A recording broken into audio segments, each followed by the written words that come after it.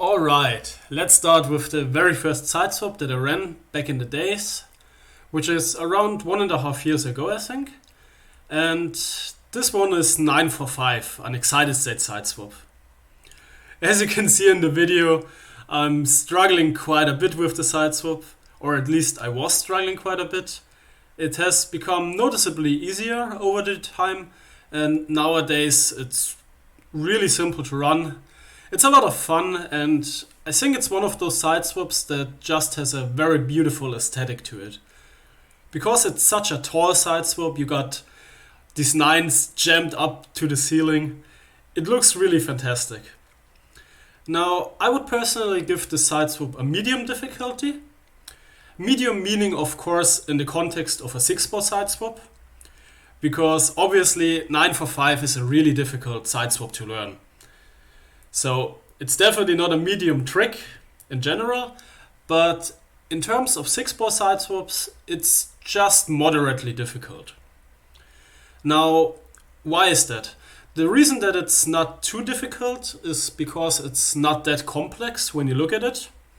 If you look at its structure, for example, we can see that you basically have a 3-ball cascade that's just jammed up way into the sky, and then a little bit of 3-ball trickery in the bottom. So the way you kind of want to work on 9 for 5 is you want to make sure that the 9s are very comfortably high, meaning that you have a lot of time to focus on the 4-5 aspect at the bottom. Now, when I run the siteswap, what I usually do is I just shoot up the 9, and then I kind of forgot about the 9 while it's in the air. And I just focus on making the 4-5 part nice, meaning that the difference between the 4 and the 5 is comfortable to run. So the 5 should not be too high, or else it will interfere with the 9. But it should not be too low, because if you make the 5 very low, then you won't have a lot of time to throw the 4 at the bottom, because the 5 will take away that time.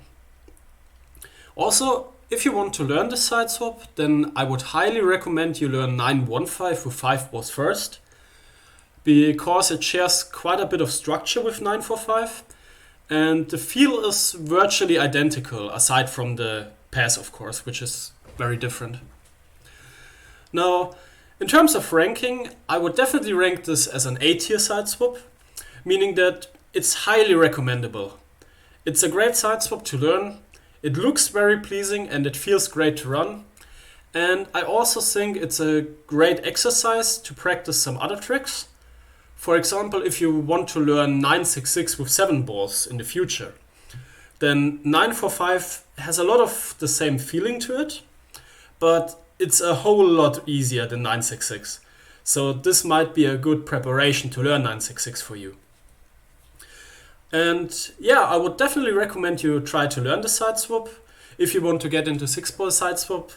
That is very nice. It's not too complicated.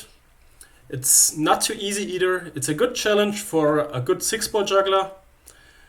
And yeah, that's a solid 8 here for me.